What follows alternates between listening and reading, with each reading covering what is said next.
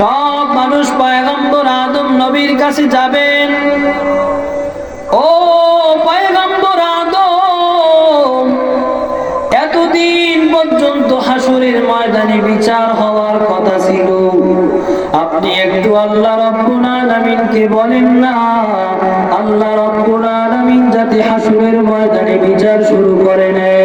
পয়গম্বর আদম বলবেন না আমার বড় ভয়, আজকে আল্লাহ রাব্বুল আলামিন খুব রাগান্বিত,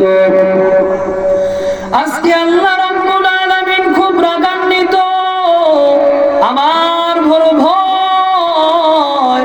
কারণ আমি দুনিয়ার মধ্যে আসার আগে আল্লাহ রাব্বুল আলামিন আমাকে বানাইবার পর জান্নাতের মধ্যে রাখছিল। আল্লাহ তাআলা জানায় দিয়েছিল, হে পয়গম্বর আদম, আপনি জান্নাতে খান দান ফুর্তি করেন, কোনো বাধা নাই, তবে আপনাকে আমি একটা নিষেধাজ্ঞা দিয়ে দিলাম, আপনি গন্ধম খাইবেন না, গন্ধম পারবেন না, ঠিক কিনা? আদম পয়গম্বর বলবেন না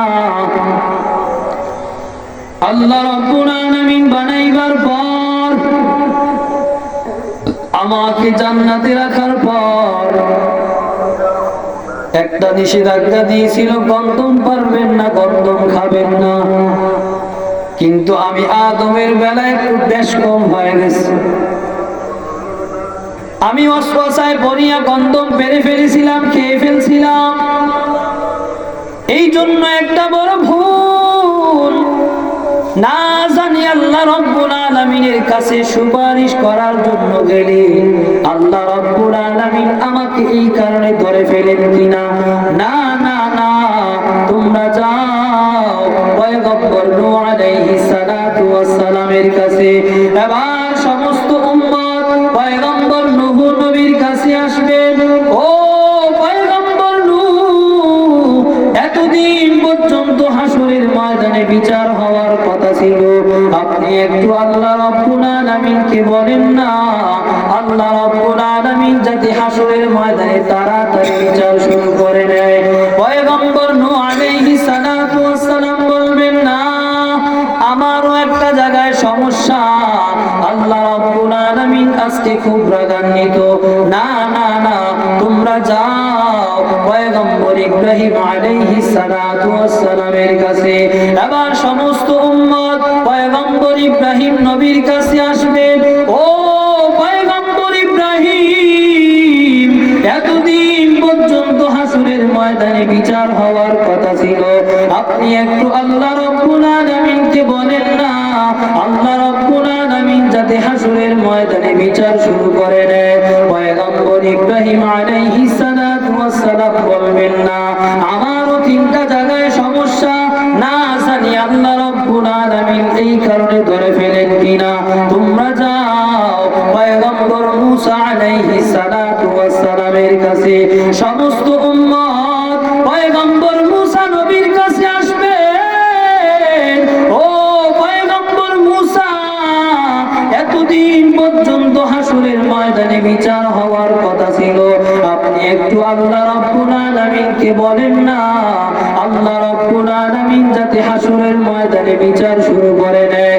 পয়গম্বর মূসা আলাইহিস সালাতু ওয়াস সালাম বলবেন না না না, আমারও একটা জায়গায় সমস্যা, আমি একজনকে ঘুষি দিয়েছিলাম, লোকটা মারা গেছে, না জানি আল্লাহ রাব্বুল আলামিন আজকে আমাকে এই কারণে ধরে ফেলেন কিনা।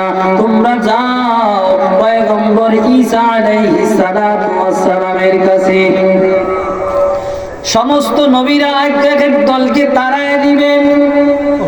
পয়গম্বর মূসা আলাইহিস সালাতু ওয়াস সালাম বলবেন তোমরা যাও পয়গম্বর ঈসা আলাইহিস সালাতু ওয়াস সালামের কাছে।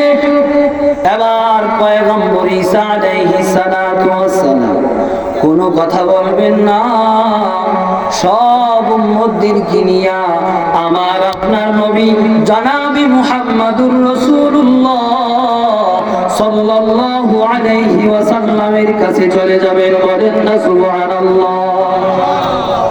সব নবীরা তারাই দিছে, দেখেন আমাদের নবীর মর্যাদা কত। পয়গম্বর ঈসা আলাইহিস সালাতু ওয়াস সালাম সব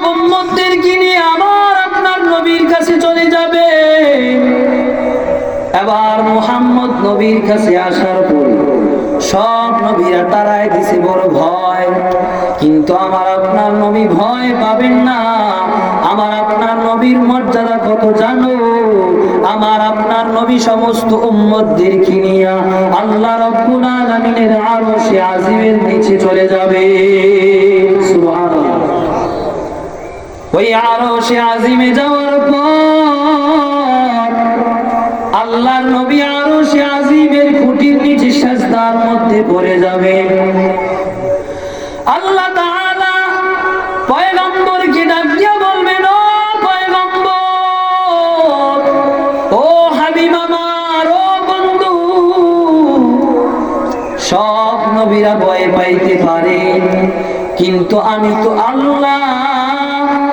সব নবীরা আমি আল্লাহকে মহব্বত করে, কিন্তু আমি আল্লাহ আপনি হাবিবকে সব চাইতে বেশি ভালোবাসি। আর জোরে কন্যা মিয়া, জোরে কইলে মহিলারা শুনলে বাড়িতে গেলে একটু আদর যত্ন করবো। কোনো না আজকে মিয়া সাহেব মাহফিল শুনতেছে, একটু জোরে জোরে বলে সুবহানাল্লাহ। আমার আপনার নবী মাথা সিজদার মধ্যে লুটায় দিবে। আল্লাহ তাআলা বলবেন, ইশবার রাসা, ও নবী গো, আপনি মাথা ঠেকাইতে হবে না, বলেন না সুবহানাল্লাহ। আপনি মাথা উঠান, আজকে আপনাকে মাথা ঠেকানোর জন্য আমি আল্লাহ ডাকি নাই।